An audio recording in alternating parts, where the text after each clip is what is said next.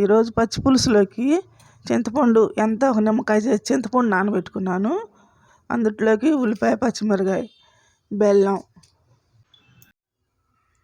ఉల్లిపాయ, పచ్చిమిరపకాయ కచ్చాపచ్చిగా మిక్సీ వేసి పెట్టుకున్నానండి. పులుసులోకి వంకాయ మగ్గబెట్టి వంకాయ, ఎండుమిరపకాయ కూడా కొంచెం మిక్సీ వేసి పెట్టుకున్నాను.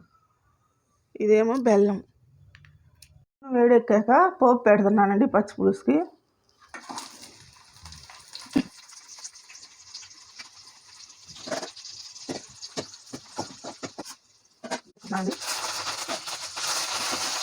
వేసుకున్న ఉల్లిపాయ పేస్ట్ వేస్తున్నానండి.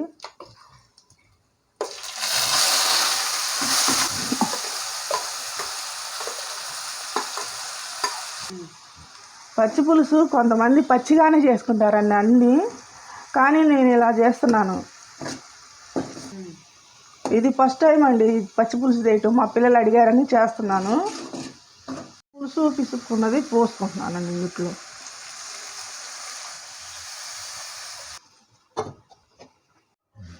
ఇప్పుడు మిక్సీ పట్టుకున్న ఈ వంకాయ గుజ్జు ఇందుట్లో కలిపేసుకుంటున్నాను.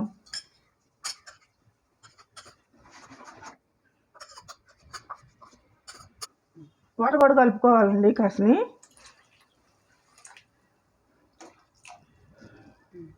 ఇవి కాస్త మరగాలండి బాగా. పులుసు మరిగినాక అప్పుడు బెల్లం వేసుకుంటారు.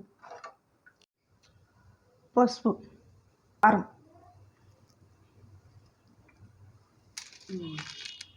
ఇది రుచికి సరిపడా ఉప్పు వేసుకోవాలి. పులుసులోకి వాటిలోకి కల్లుప్పే వేసుకుంటారండి. కొన్నిట్లోకి ఏమో సాల్ట్ వేసుకుంటాం. ఇప్పుడు మరిగిందండి బాగా. ఇందుట్లో బెల్లం వేసుకొని ఒక 5 నిమిషాలు ఉంచి దించేసుకోవటమే.